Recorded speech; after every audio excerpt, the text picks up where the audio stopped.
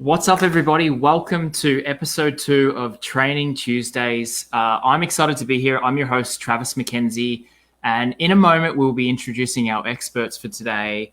But before we do that, I wanted to give a quick recap of what you may have missed last week. So episode 1 was really an introduction into the experts who will be working with you all to produce the training plans, offer advice on stretching, nutrition, hydration, everything you'd need to get yourself ready for the Dempsey Challenge in a little over 7 weeks' time. So, as I mentioned, we'll bring those folks back in. I did want to give you some fun facts and fun stats. We have a Strava group that has been started for the Dempsey Challenge. We'll share the link to that momentarily as well. But last week, as a community, our 489 athletes completed thousands of miles. We moved more than 1,000 miles. We covered so much ground. We put in hundreds of hours of work together. And this is all in preparation and getting ourselves ready for what will come in 7 weeks' time. So if you haven't yet joined our Strava club, today would be an amazing time to do it following the show. We will leave a link to that club in the notes here. If you do need to know a little bit more about how Strava works and what it's all about, we'll also have those resources available for you on the website as well. But it's a great place to connect to community. It's a great place to connect to other virtual challenges. Now, before I continue on, I wanted to introduce our guests for today and our experts. First of all, I'm going to welcome Tish Caldwell. Tish, welcome to the show. How are you? I'm fine. How are you? How has your world changed in the last week since we last spoke on Training Tuesdays? I actually started the Couch to 5K last week with my grandkids. They're up to camp this week. So I said, come on, guys, let's get out there and get this training program started. And we had a blast. So we actually started training last week. Amazing. And I'm going to welcome in Dr. Lizzie Baker, a.k.a. Sizzle. Sizzle, how was your week? My week was quite busy at work, unfortunately. The ER is very busy and the nursery is very busy. Lots of people having babies in July and August. So yeah, congratulations to all those new parents. Yeah, what a fantastic time. Well, thank you both for being here. Sizzle, we're going to come back to you in a moment. We're going to keep Tish here and we're going to launch into our talking about the plan. So you mentioned we've referenced the Couch to 5K. We've also got an intro to walk and run plan, a Couch to 10K. So it's really about this holistic view of getting people ready to participate in the Run and Walk Challenge wherever they are in the world on September 26th and 27th. And what a better way to provide that resource for people who may have not had that experience before and or someone who may have been a runner or a walker in the past but is looking to revamp and re-skill themselves on how to get prepared for an event like this. So why don't you give us a little bit of an introduction to what the plan entails? What is it that people will be taking on once they decide to get started? All right. And I love that, get started. So just get started. That's what we did last week. We got started and we're having a blast. So you're going to see, and I do believe Travis is going to share the link with the program, the Couch to 5K. It's actually a 7-week program, which leads you up to the weekend of the Dempsey Challenge. The training, it's incremental. So each and every week it builds. But some things to remember prior to getting started. So really important, and I'm going to tell you this, start slow. And if you need to, slow down. It's really important to remember that. Get a good pair of supportive shoes. You know, if you don't have a good pair of shoes, go to any reputable shoe store and they're going to be able to help you with that. But you need a good pair of supportive shoes when you start this program. Make sure you hydrate, and not just before you start working out or you start the program, but throughout the day. Keep yourself hydrated. And speaking of hydration, it's summertime. So if you are new to the program, it's probably best if you can do it if it's hot out, maybe first thing in the morning when it's cooler, or later in the evening if you still got that motivation to get out there and go. But try to avoid that hot weather, especially if you're just starting up or just coming back to a program. And remember, just be kind to yourself. Rest, recovery. It's okay to take a break. So as you look at the program, again, it does each week builds. So for instance, the first week, because I know we did it, there is a 90-second jog, a 2-minute walk. You do that for 20 minutes. Yep. It's scheduled to do it for 20 minutes, 3 times a week. You're going to notice too on that training schedule, it actually has like a Tuesday, Thursday, Saturday schedule. But if you need to mix it up and do a Monday, Wednesday, Friday, or absolutely do that.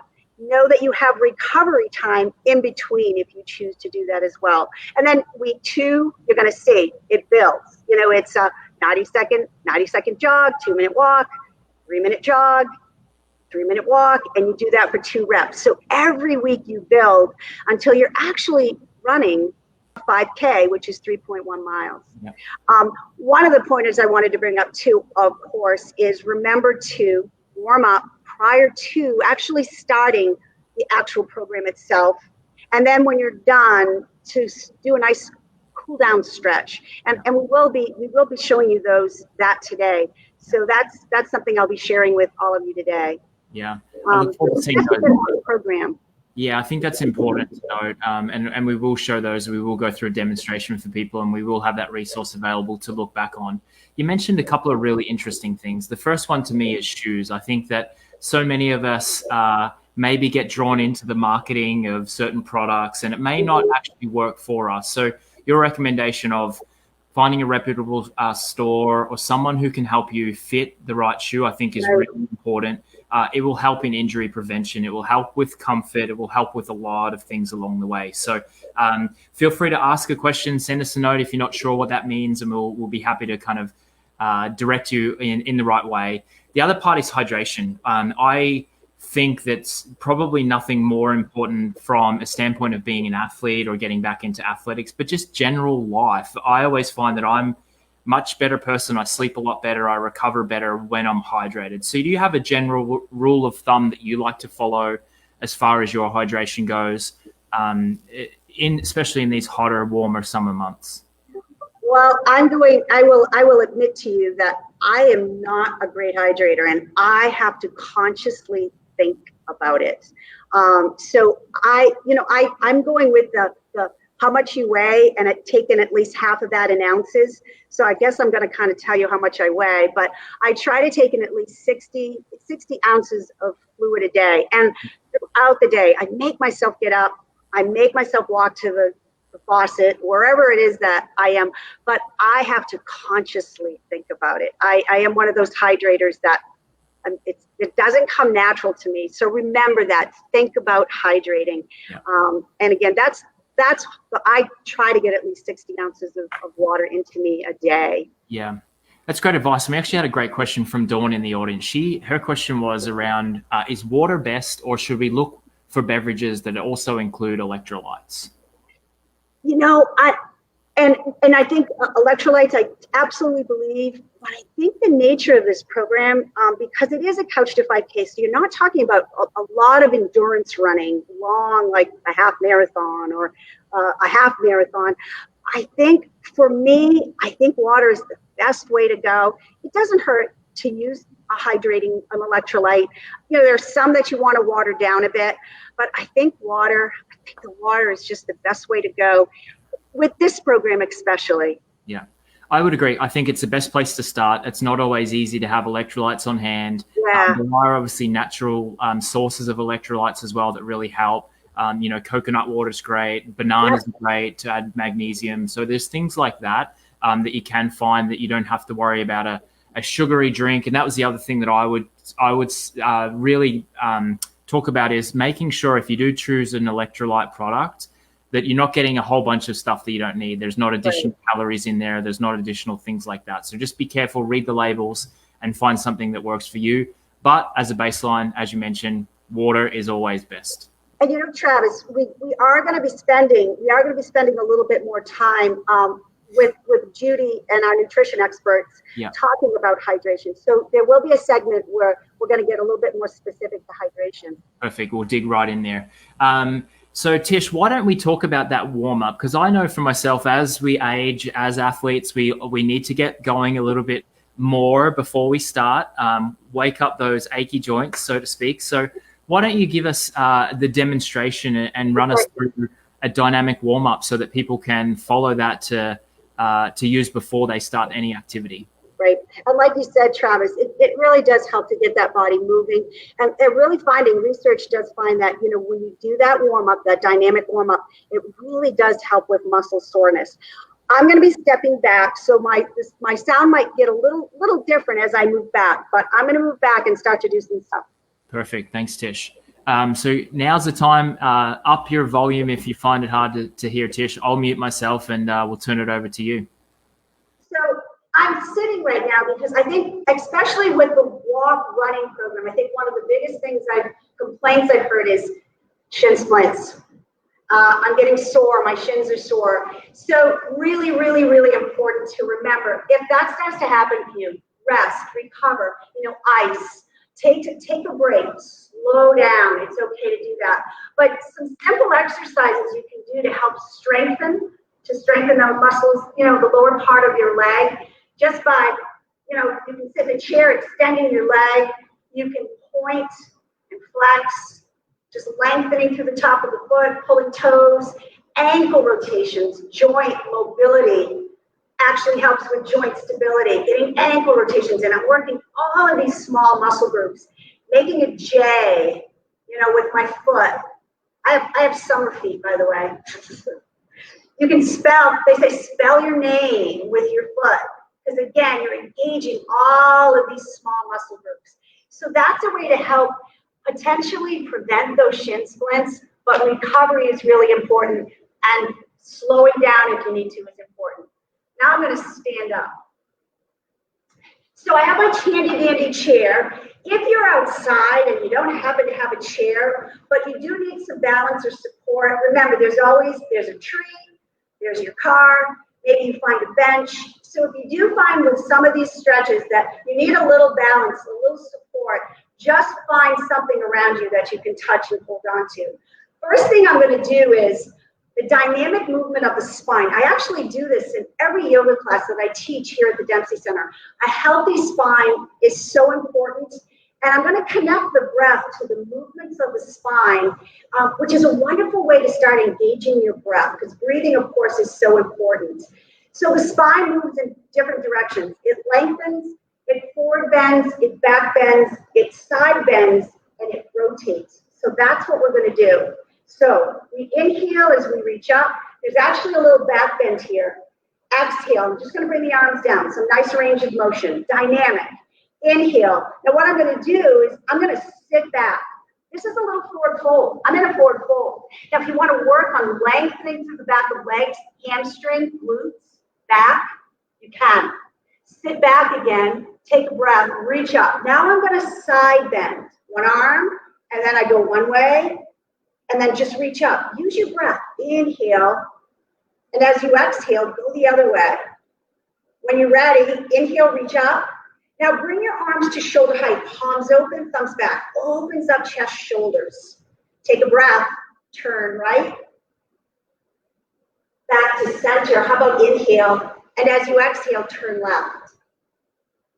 Back to center, inhale. And I'm just going to bring it back to my heart center. And now I'm going to do a little bit more of a dynamic stretch. I'm going to turn to the side. I'm going to do a little bit of a quad stretch, okay? So again, here. Then from the quad stretch, I'm going to turn this way. I'm going to go here.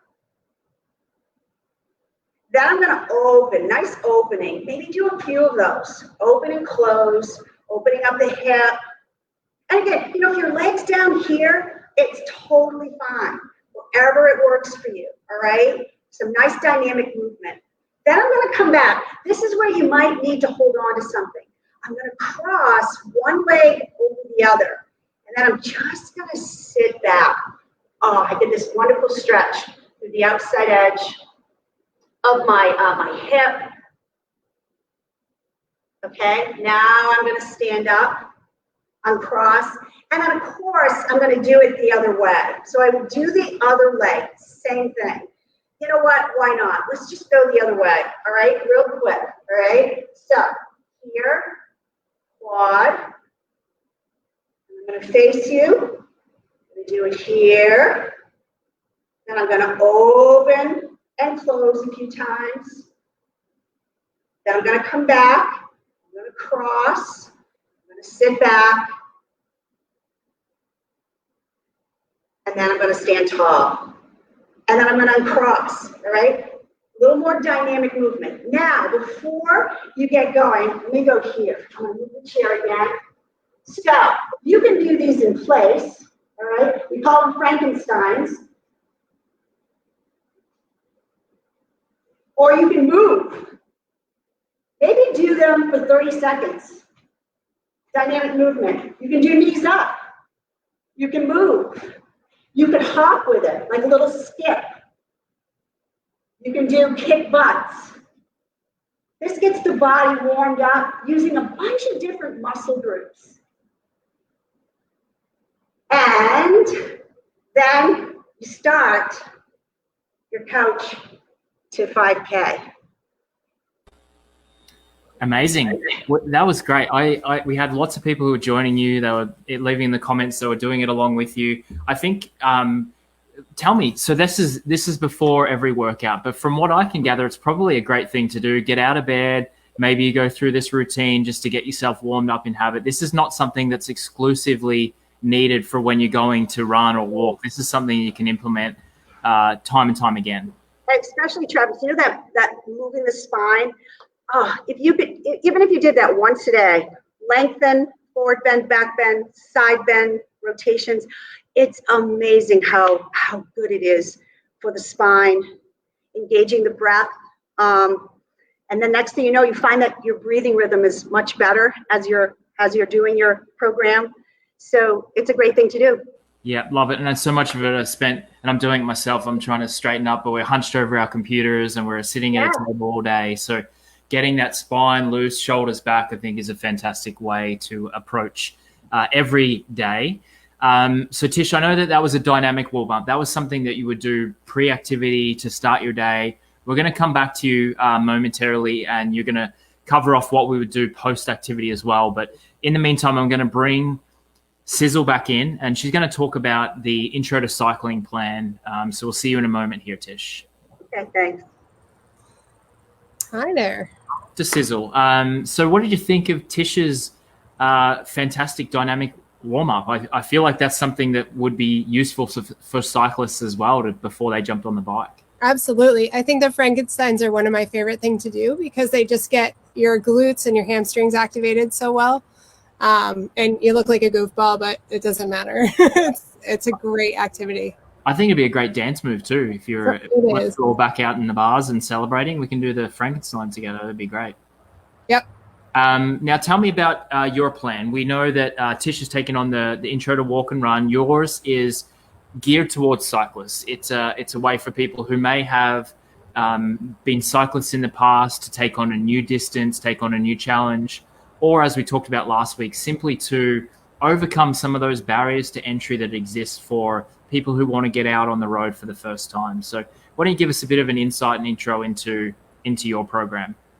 Sure. So our program may look a little bit daunting. I think 50 miles for a lot of people is a huge challenge, and we're trying to get you there in 7 weeks. There is so much that you can do that modifies this routine, so you can take it for what it is, but we're basically recommending that you ride about 3 days a week, and each of the 3 days is 1 day spaced apart. So I would say either a Monday, Wednesday, Friday, or a Tuesday, Thursday, Saturday plan, whatever works for you. Your first day of riding is going to be more of a speed ride. So it's a shorter distance, but you work on a little bit more speed as your goal. So trying to hit the top of your pace and work on that every week, maybe bring it up a little bit over the 7 weeks. Thursday is more of a steady ride. So you're just going to take it much more conversational pace. It's going to be a little bit longer. And then Saturdays are kind of where we work on lengthening the ride overall. So you're going to use a combination of what you've been doing on the Tuesday, Thursday, or Monday, Wednesday to make that a longer ride. So in between, it's got cross training stuff in there, and I'm a total cross trainer. I realize not everybody works out as much as I do, but I love to get out and do a run or do a stand-up paddleboard. I will count mowing my lawn as cross training. I also love to do some yoga or a little dancing, and then you're more than welcome to take rest days in any day that says cross training. I can't overestimate the importance of rest. A lot of athletes don't do enough rest, and you get out there and you just progressively feel a little bit more tired. So I think if you feel like a cross-train day is better to take a rest, do it. Go to the beach or just have a day where you're not doing much. You can do the stretching that Trish recommended every day. I think that would be great. We can work on adding additional stretches for you on a daily basis. But focusing on getting hydrated and a lot of really good nutrition so that you're ready for your long rides on the weekend will really help you build to this 50 miles. Yeah, that's amazing advice. I think a couple of things for me, I would agree. Rest and recovery is the most important thing. I think sometimes, particularly if we're in a short time span to get ready for an event or an activity like 7 weeks, people feel like more is more, but sometimes less is more. Sometimes the ability to slow down, recover, recuperate, and rest allows the body to adapt to the stresses that we're putting on it through training. And the other thing that I would also like to emphasize around stress is all stress is stress. So whether it's work stress, whether it's you're up late, whether your diet hasn't been great, any stress that you're experiencing in your life needs to be respected as far as that rest and recovery goes. So if you wake up one morning and you're not feeling well, you're feeling a little under the weather, that could be a day where you either shorten the session, you take the day off, really listen to your body and adapt the program to fit your circumstances of your life. Yeah, I think that's really important advice. Listening to your body is so important, and we're all ready to follow a schedule and recommendations, and this is just a guideline. It will not fit everybody, but we want you to feel like you're building in an appropriate way to be able to ride the distance you want to ride for the Dempsey Challenge when we get there in September. Yeah, and I think that the other thought around that is, for me, the question I have is around how does someone find their speed? You mentioned a speed session. How would someone go about getting themselves set up for what that session would look like? So I think tracking devices are really great. I would set something up like your Strava or your Garmin watch or anything that will track your distance, and just go for a leisurely ride. And don't pay attention to it while you're riding. Just go for your ride and figure out what your baseline is. Do something that feels good and comfortable and isn't too stressful, something where you could have a conversation. And at the end of it, you can look back, and most tracking devices will give you an average speed, so you kind of know where you start. If you're riding about 14, 15 miles an hour, your 50-mile ride is going to take somewhere 4 to 5 hours. So if that's your baseline, you'll just kind of know that that's what you're expecting for the big day. And that can be really helpful as you track forward and see if if you ride more 12 miles an hour, that's great. Go for it. Just know that your time doing the 50 miles is going to be a bit longer. So you might need to plan for extra rest stops and extra fuel and hydration as you go. Yep. One thought on that, and this goes for Tisha's plan as well.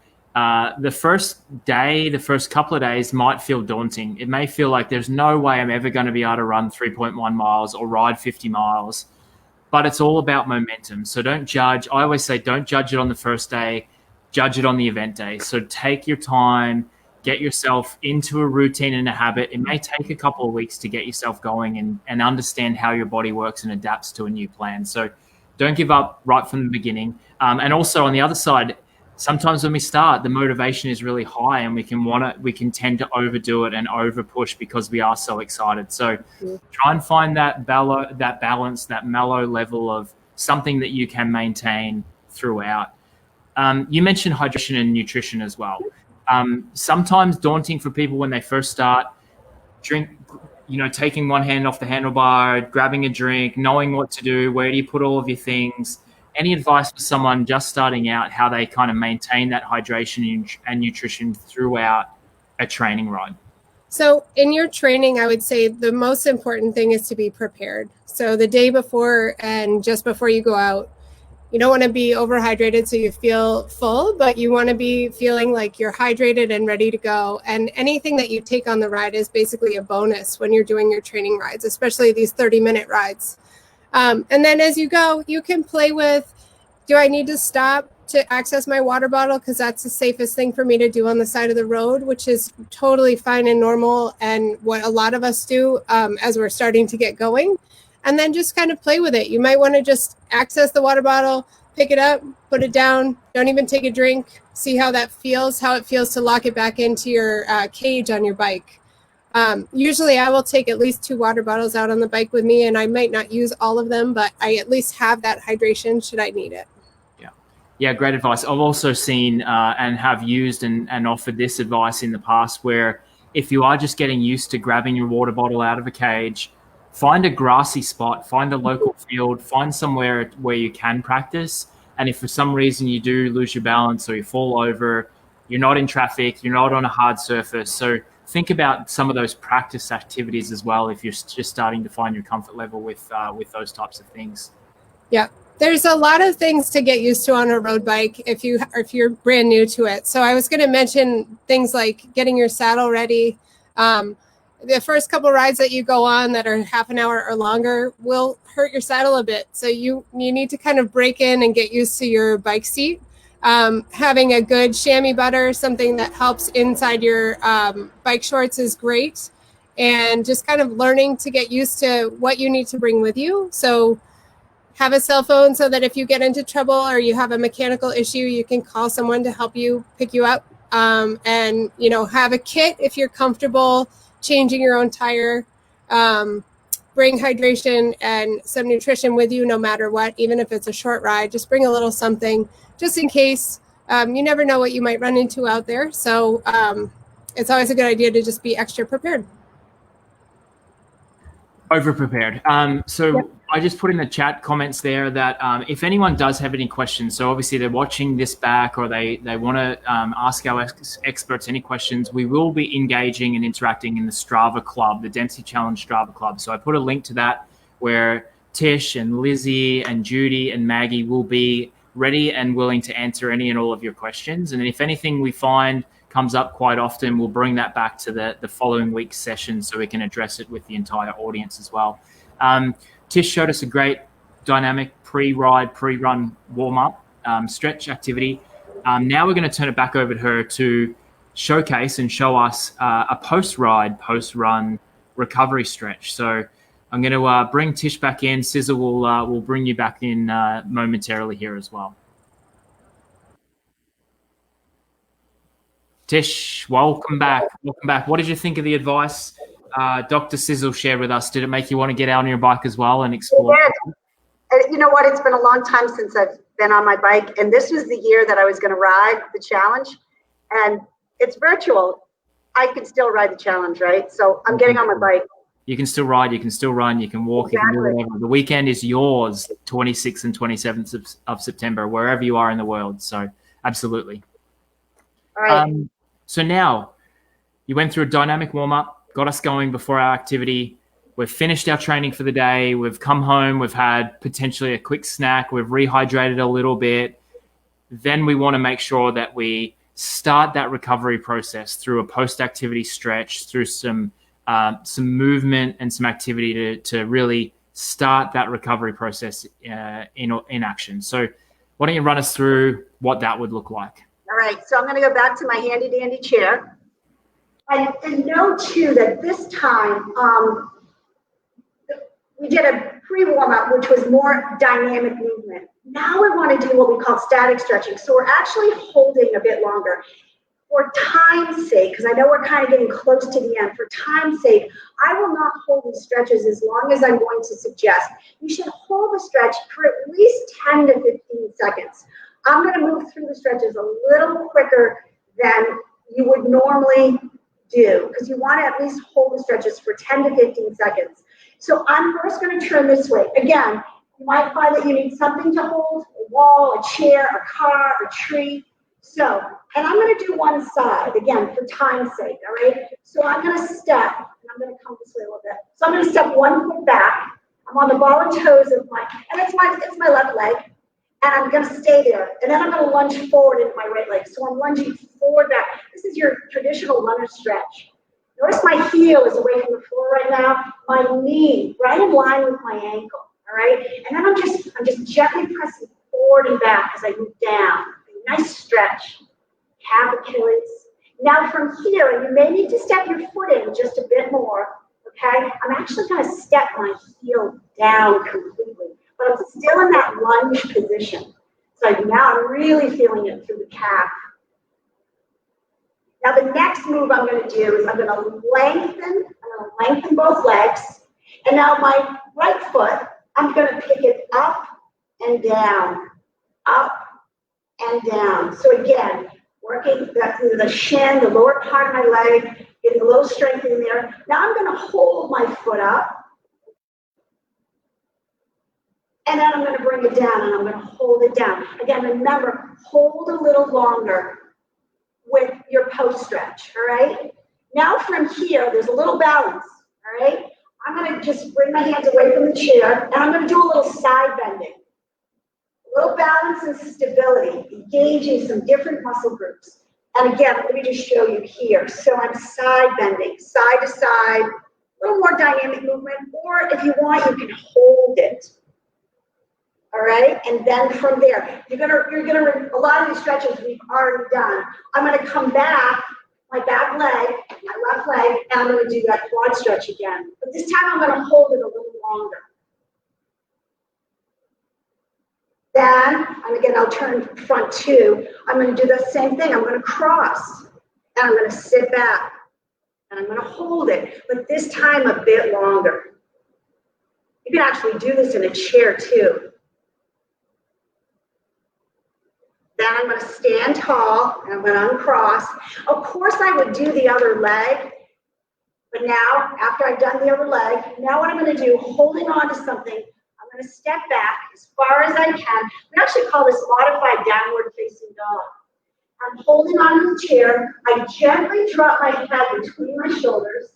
My heels are on the ground or on the floor, and then I just press back into the back of my legs, my back end, towards whatever is behind me. I am getting a nice stretch through my upper back, shoulders, down through my hamstrings, my calves. Then I'm just going to bend my knees, and I'm going to come back. I'm going to stand tall, and how about this? I'm going to take a deep breath in, exhale, arms down, shake it out, move around, and you've done a little post stretch, which we of course can add to as we move along.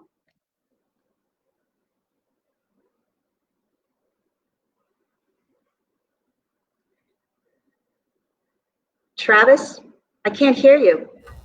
Well, it wasn't that important what I was saying. So I was just saying how perfect that was. I was so excited to see the over the chair stretch. That would be perfect for cyclists. We'll bring Sizzle back in here in a moment, but I feel like just loosening and getting everything all stretched back out as we finish our workouts and our routines, I think is really important. Dr. Sizzle, thoughts, any additions there for cyclists? I know sometimes for me, the wrists can bear a lot of pressure, the shoulders, so perhaps thinking about some of those activities as well, but that's a great post-workout routine. I agree with you. I think I would just add a little bit of postural awareness, and that may be all it takes is just to think about the way that we sit and dropping our shoulders away from our ears. We tend to hunch as we ride. Yeah. And so just being aware that you can drop that back and bring space in here would be nice. And then a little bit of wrist stretching, very simple, using your other hand to kind of give a little stretch. There's a gorilla stretch where you can step on your hands and get a little bit more tension as you stretch your wrists out, but anything to really release. And just, I think awareness is so much of what is important when we need to think about where we're holding tension. So if you just do a quick body scan, you know, we do that when we're running, we do it when we're cycling. So every 5 minutes, scan your body and just feel if there's any place where you're holding tension. Some people will clench their jaw, some will shrug their shoulders, Others will feel it in their low back. And so you may just want to scan your body every 5 minutes or so as you're exercising and do a little release, just some forgiveness, and say, it's okay, shoulders. You don't have to do that. It's okay, wrists. We're okay. That'll help you really release as you go, and then you can come back to it afterwards and do a body scan at the end of the activity as well. Yeah, great advice. I think that's one thing is starting to get in tune and listen to your body and understand how it adapts and responds is really important. It's okay to be guided by trackers and activity and plans, but really the biggest gift you can give yourself is being able to listen to your body and understand what your body needs through activity, through recovery, and throughout this entire 7 weeks. So use that as your barometer and your guide always. So that's it for episode 2. I'm excited to hear from people as they're starting, as they're getting into the plan. We will be able to answer questions. Head to Strava, throw your questions in there. Tish and Sizzle and the rest of the crew will be there and active and engaged there. We'll also open up to Q&A at the end of each week. So if you have questions between now and next week, send them in a message to Facebook, find a way to connect with us, and we'll bring some of those questions up at the end of the show next week and answer any and all of those questions that you may have. So final piece of advice, 20 seconds. Sizzle, what should people look forward to this week? Our week is absolutely gorgeous. So if you can get outside, try not to be afraid of our new Maine sharks, and hit the water a little bit, get out in the sunshine, and just enjoy. It's beautiful summertime right now, so stay outside. Amazing. Well, thank you so much for joining us. We'll see you again next week. Thank you. Tish, your final words, 20 seconds. What's your last little advice for the week coming up? Like Dr. Sizzle said, get outside, get started. Start your 90-second run, walk, and slow down if you need to. So important. Yeah. Love it. Thank you, Tish. We'll see you again next week as well. That's it for episode 2. Signing off. I'm your host, Travis McKenzie.